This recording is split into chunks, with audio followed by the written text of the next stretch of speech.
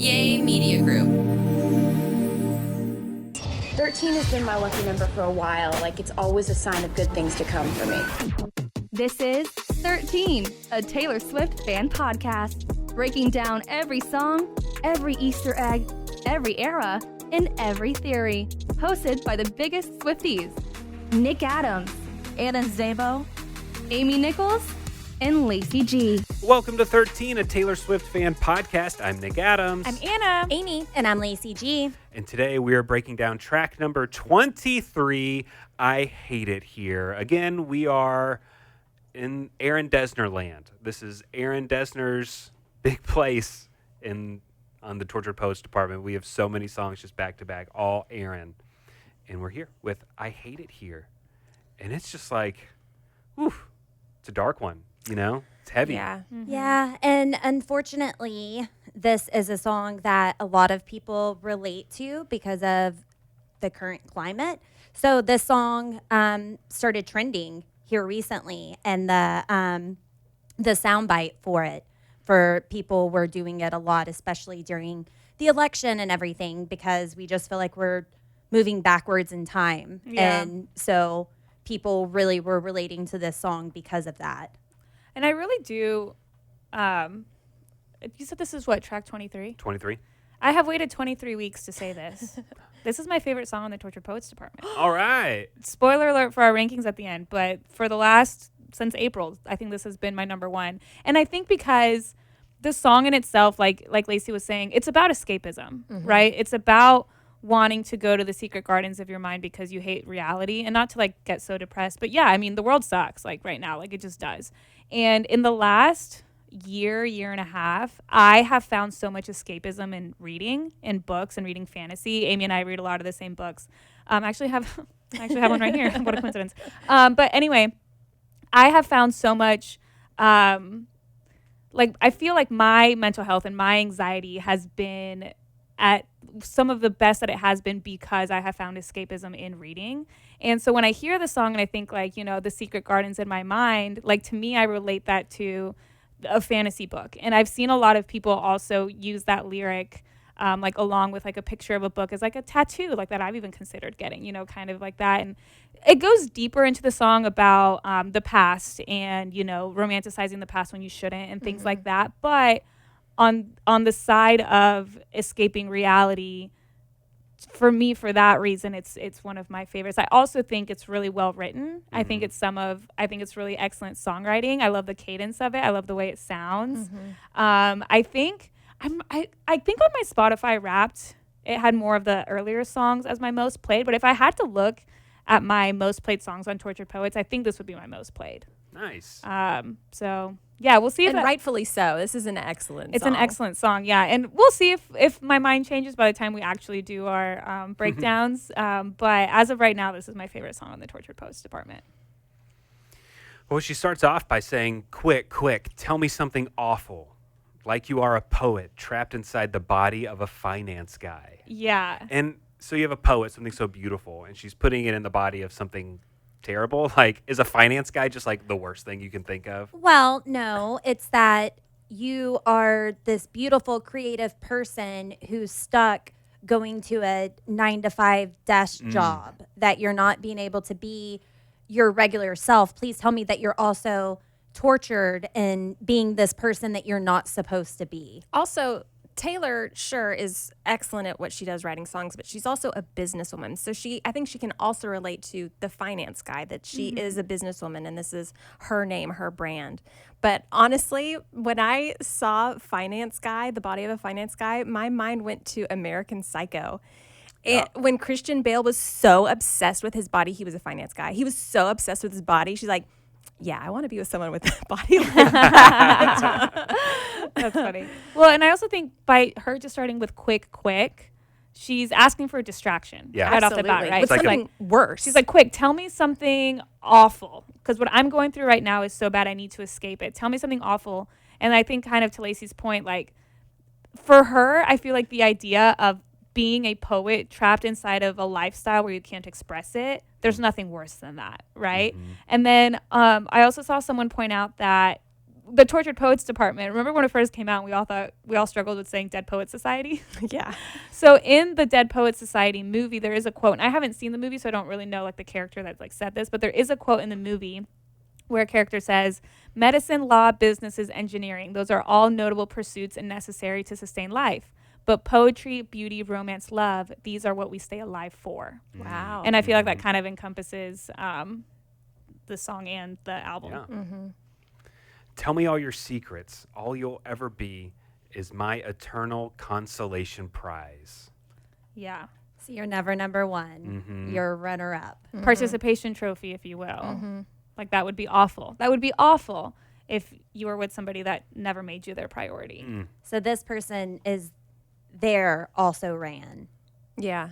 because they're her constellation prize. Consolation, not constellation. Constellation. Yeah, that's in Like other. a dreamscape That's different on the song. mind. Yeah, Yeah. yeah, that's Different. other Taylor Swift stuff. That's a different subsection of Taylor Swift. Do y'all remember whenever I said something about a horse down a slip and slide? Yes. Down Yes. a slip and slide. I don't remember the context, but yes. It was so fun. It was Suburban Legends. Oh, yeah. But Well, yeah. that episode was. Yeah. So silly. That was a mess.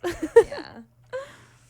You see, I was a debutante in another life, but now I seem to be scared to go outside.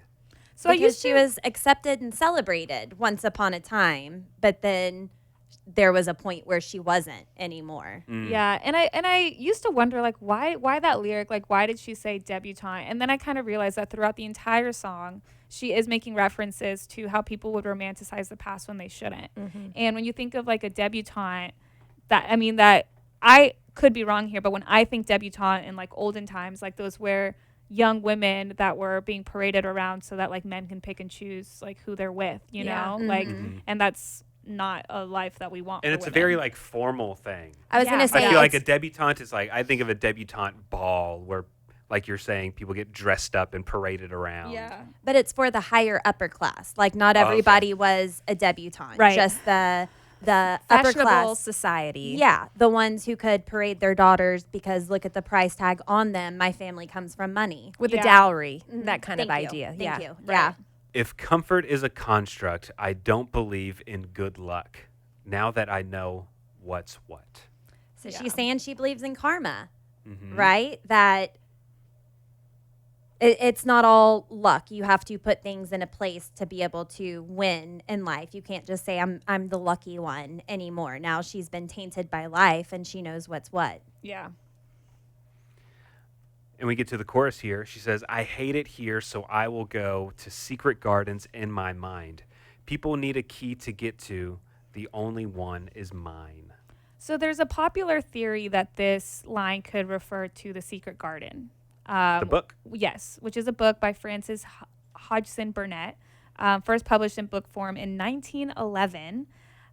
It is seen as a classic of English children's literature, and it is about a young girl who, after experiencing great tragedy, must bring a garden back to life in order to find happiness. And in this book, the main character, Mary, uses a key to get into the secret garden. So it is possible that Taylor has read this book, maybe when she was actually a kid or at one point, but you know, she's referencing to the secret garden. People need a key to get to, but the only one is mine. Like my imagination in my mind, I'm the only one that has access to that. Everybody else in the world has access to every other part of my life except for my mind.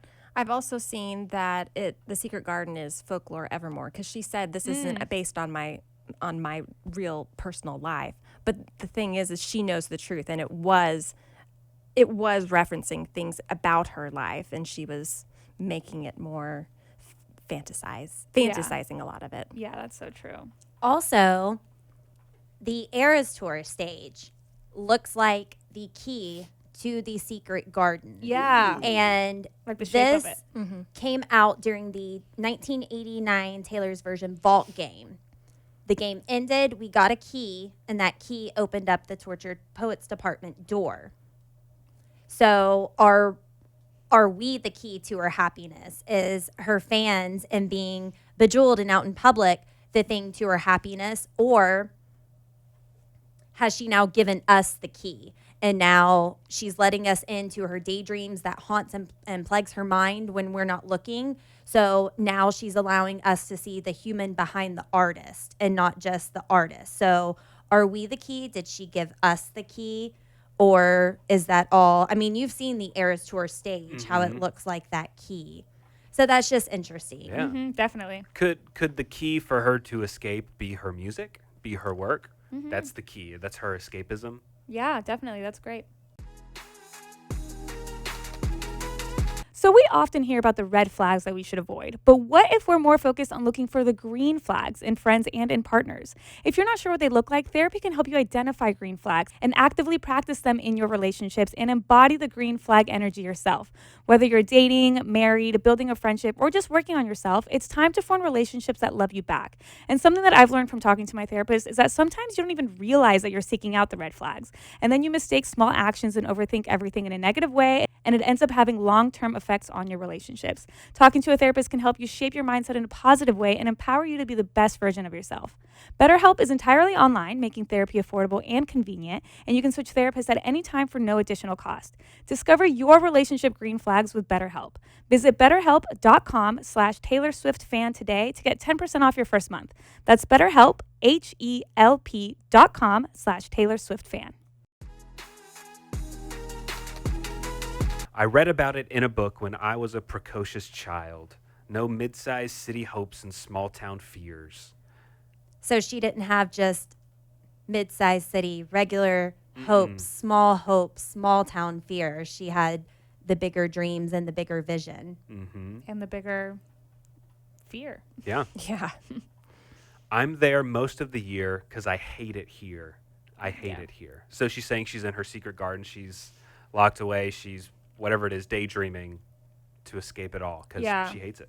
Yeah. And I think someone had said that she repeats it because I hate it here because it has a double meaning. She hates it here on earth, but she also hates it here when she says it again, is like she hates that her fantasy world isn't the real world. So she also hates that, which I thought was an interesting way of thinking of it.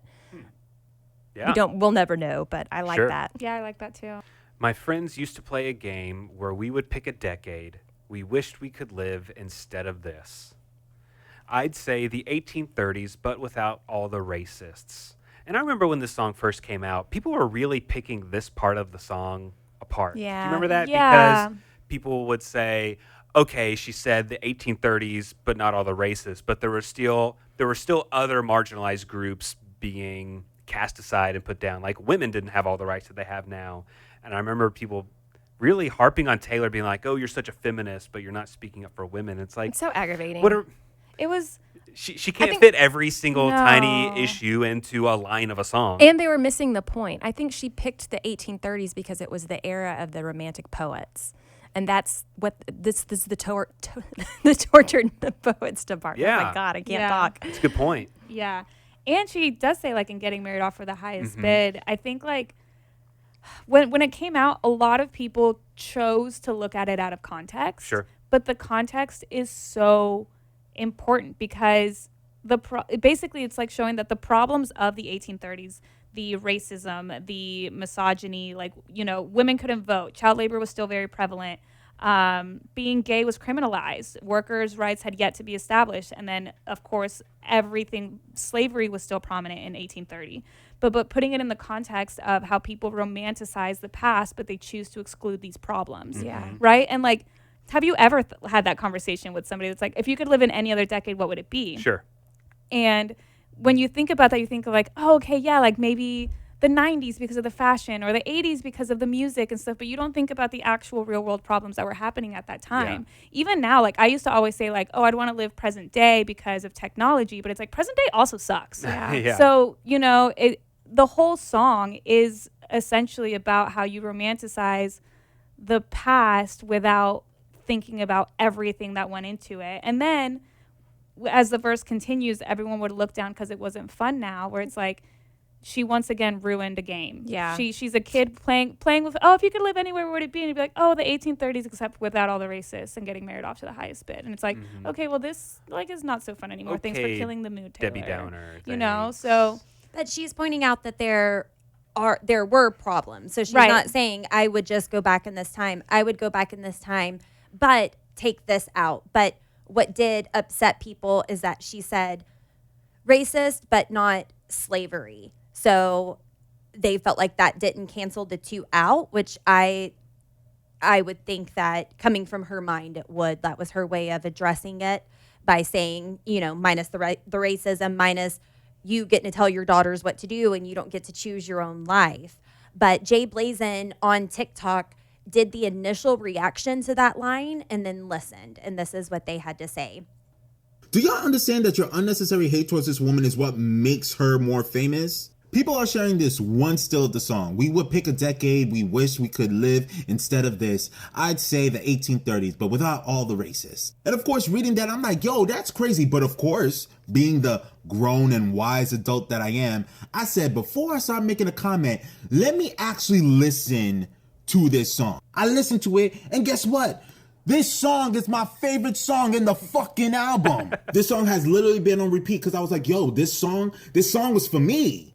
This feels a whole lot like when Kanye interrupted her in the VMAs back in 2009. I was one of the people who didn't know who Taylor Swift was before that moment. But because Kanye did that, it put a magnifying glass to that song, and then it went on heavy rotation. You belong with me. I was like, oh snap, this is a bop. I loved it. And the same thing is happening here. I was just gonna go scream Cowboy Carter yet again, and then y'all make me listen to the song, and I'm like, yo, this song is so beautiful and honest. The underlying themes of depression, deferred dreams, and the comment on race is just like how people actually view the past. And if you do not do the work on the present, it doesn't matter what era that you go to, you're still going to have the same issues, and there will still be some new problems that you haven't faced. And how if you're not honest with yourself and you continue to escape in fantasies in your mind, you are just prolonging your depression.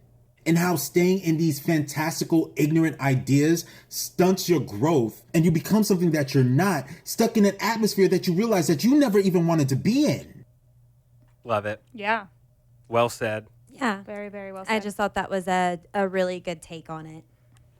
Also when people say they want to go back to like the medieval times and stuff, y'all, people stunk. So I don't want to go live there. Like people showered. No electricity. Yeah, people showered like once a year. They didn't have toilets. I'm not going. That sounds cool to have like knights walking around, but You have to like shower after all your family, like according to age. yeah. And I'm pretty sure that you had to like eat. They didn't have utensils. Ugh. So that's why I hard wouldn't pass. go back.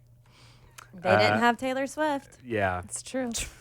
Uh, How would we cope?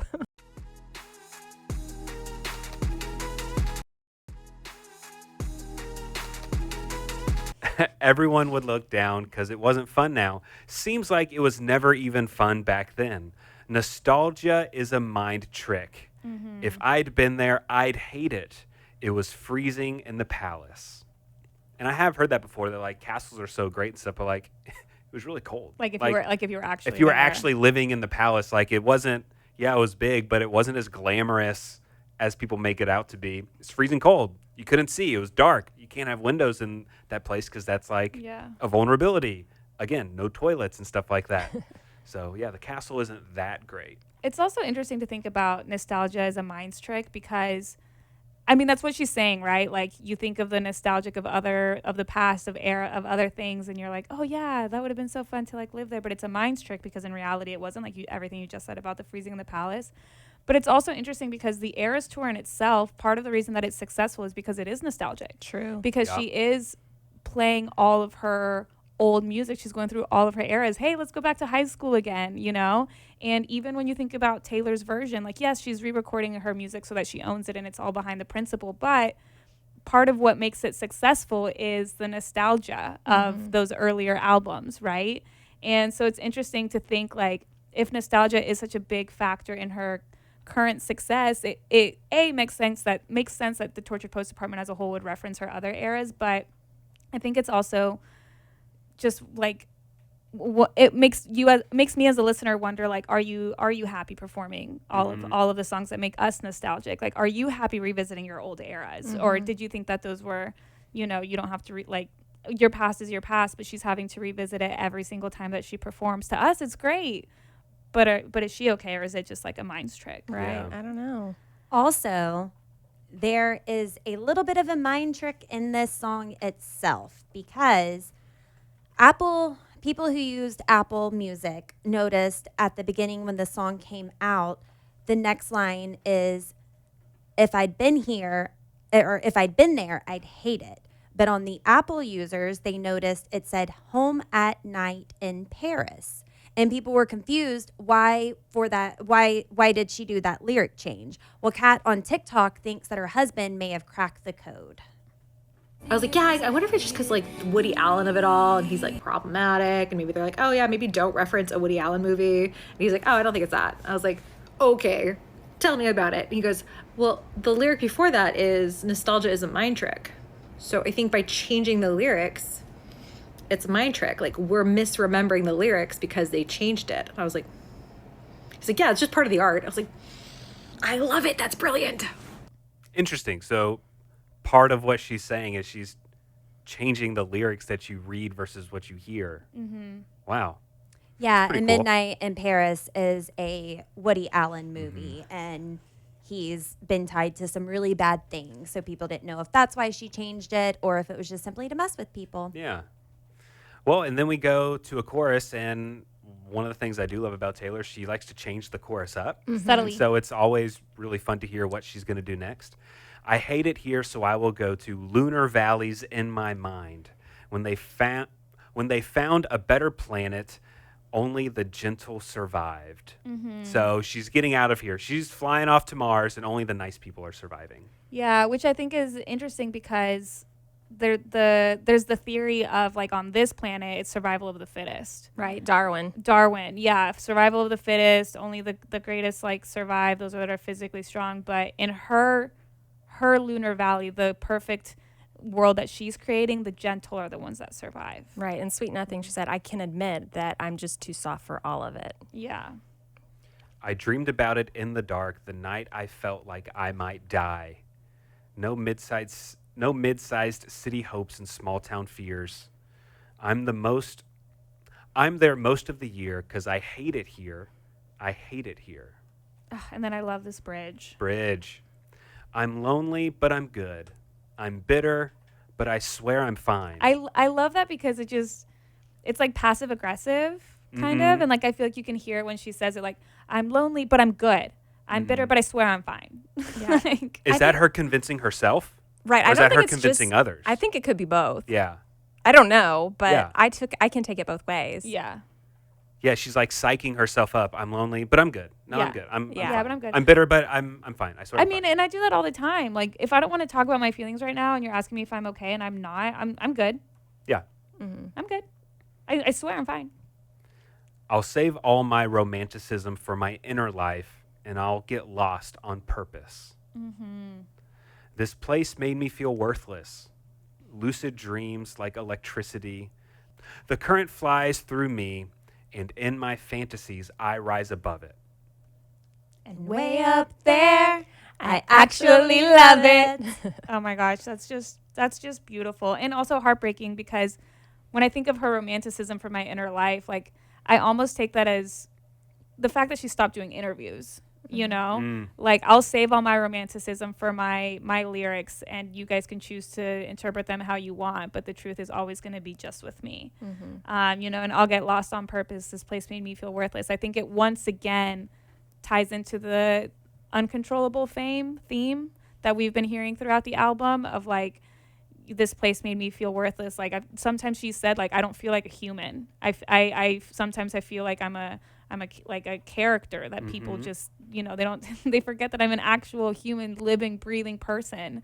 And it makes her feel worthless. And so it's just really heartbreaking. Right. It's the idea of having to live with her choices when she didn't know what the consequences were going to be. Yeah.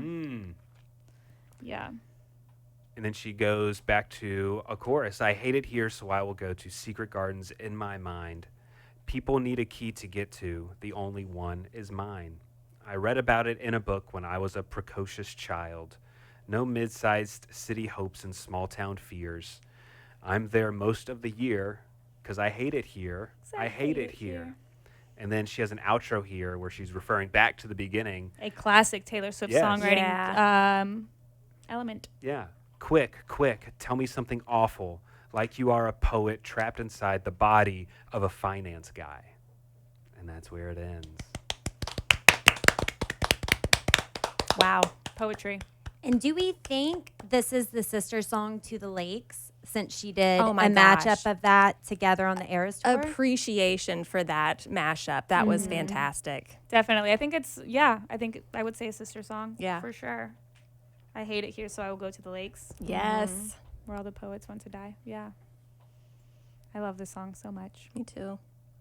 All right. Well, Nick and Amy have left to go on yet another cruise. Another cruise. Yeah. Without us. So it's going to be me and you wrapping this up. But hey, at least we got through the song together. Yes, we got through the song, and then it'll just be an Anna and Lacey episode ender. Yes. As long as we can say whatever we want. And don't worry, if you're missing Nick and Amy right now, you can always catch them in the Lobster Lounge. We have created a cool space for our lobsters, for our Swifties, just to get together, talk about all their theories, what Taylor Swift is wearing, what they think is going to be next, what we're looking for this year, what we're looking forward to. So join us in the Lobster Lounge, station.page/13. It is absolutely free to join, and it's just our social media platform for our lobsters, for our Taylor lovers. So go join us there. We will be doing some giveaways coming up in the Lobster Lounge here soon. In the meantime, we do have a giveaway right now that Anna's going to tell you about. Yes, we have a giveaway going on right now. It's one of those, we've done this before on our podcast. It's like, if you know, you know. If you listen to this podcast, that means you get to know the details about how you can win a Lover Live from Paris heart-shaped vinyl. We're obsessed with it, of course. We love the Lover Live from Paris. It's a hot commodity in the world of Swiftie. So we are giving away, it's unopened, it's still in the plastic. We are giving this away to a listener, and all you have to do to enter is just share our podcast on social media, whichever way you want. You can post a picture of our podcast on your Instagram. You can share a link to an episode on your Instagram story. You can post a TikTok video, reacting to something that we said or talking about a song that we mentioned, whatever it is that you want to do, post about the podcast, share the podcast, and include the hashtag LoveThe13podcast. Tag us as well. We would love to repost and share things that you guys are posting, but be sure to include the hashtag. That's how we can track all of your entries. You can enter as much as you want. Just keep posting and sharing the podcast. Just make sure that you do so before March 12th, because the winner will be contacted by us and announced on our social media on March 13th. And so, yeah, all you have to do is just show us some love, and we will hopefully give one of you the Lover Live from Paris vinyl. Yeah, so join us, enter our contest, and maybe you will get a Lover Live from Paris vinyl. Now, I have a voicemail from one of our lovely, lovely listeners who called in to our Google voicemail, 689-214-1313. Reputation 89-214 for our girl who was in Valentine Day movie 1313. And Chris from Austin has a theory that she wants to share with us that involves some fictional, maybe non-fictional characters from the Taylor Swift cinematic universe. She explains. Hi, 13 Podcast. My name is Chris. I'm from Austin, Texas, and I wanted to let you know of a theory. Originally, whenever I heard the song Question on Midnight, I was always so confused by the song, about who it was about. And so, in my little head, I was like, maybe this is just August's point of view later on talking to James and writing him a letter or thinking back on it.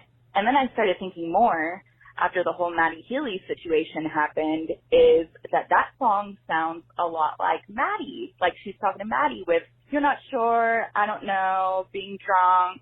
Sounds very Maddie coded. Then all this Maddie stuff happens, and in my head, the folklore characters, August, Betty, James, are probably based off of real people in her life, even though it's, quote, fictional. But what if Taylor is James, Maddie is August, and Joe is Betty? I don't know. I've always thought about it. I want to hear your thoughts on this. I love y'all. Y'all are my favorite people to listen to. You get all the Taylor Swift craze out of my system. Anyway, thank you. Hope y'all have a good day. Bye. Yeah, so I don't know, because we've been looking at her music differently since we were let in on this alleged 10-year situationship. I mean, I don't think any of us ever thought The One was about him, and now we're questioning if it is because the Peter loses Wendy reference and her bringing up Peter later. And I don't know, do you have a take on the characters? Like, do you think any of them are or are not Taylor Swift and her people? I mean, I think kind of like what Amy was saying earlier, like, I'm sure there's inspiration, even though she was saying that it was fictional and these are all characters and stuff. And I'm sure there's inspiration somewhere, but I also think that she saw the opportunity to take these characters and kind of make them do what she wanted to do. I think that even in her life, she has experienced all three of those situations. She's experienced the person that got cheated on. She's been, the person that, maybe, hell, he's interested in me, but he has someone else. And she's also been the one that she's able to write from all three perspectives because at one point or another she's experienced them all. But I mean, anything is possible when it comes to Taylor Swift. I think that's part of what makes her songwriting so excellent, that we can listen back to a song from 4 years ago and be like, wait, what, was she saying something else? Like, I think that's part of what makes her artistry so great and part of what makes her discography so great, because it all kind of intertwined. So I don't know. I can't say for a fact who it is about and who it's not, because I'm not Taylor Swift, but I think anything is possible. And I think she probably enjoys the storytelling aspect of it regardless, and whether it's fictional or not. Well, and I agree. I feel like there were parts of truth in Folklore and Evermore that were just now starting to reconsider, because we had always just assumed she was happy and in a relationship then, and now we're seeing that maybe not, and maybe she was toying with the idea, or is it completely fictional? I don't know, but people have speculated if that song is about Maddie Healy, because she played it as a surprise song, and on that day he was in attendance, and that was the day that she said, I'm the happiest I've ever been in all areas of my life. The song Question? My life is finally starting to make sense. She said it that day and played Question. Oh, and wow. that was during her Maddie Healy while he was there. So was that a code to him? Was that just a song she chose to pick? Who knows? Taylor, if you're listening, let us know. Taylor, we have a lot of questions for you, actually, if there's a lot of things you could let us know. But yeah, that's a really good point, Chris. So thank you so much for bringing that up. Yeah, for sure. And join us next time as we break down a very, very memorable moment for all of us when this song dropped. TTPD, the anthology. We were shocked. We were excited. We loved the name drop till we heard the song. Yes, we are going to be breaking down Thank You, Amy, next. Thanks for listening to 13, a Taylor Swift fan podcast. Subscribe for free and leave a positive review on Apple Podcasts, Spotify, or Google Podcasts.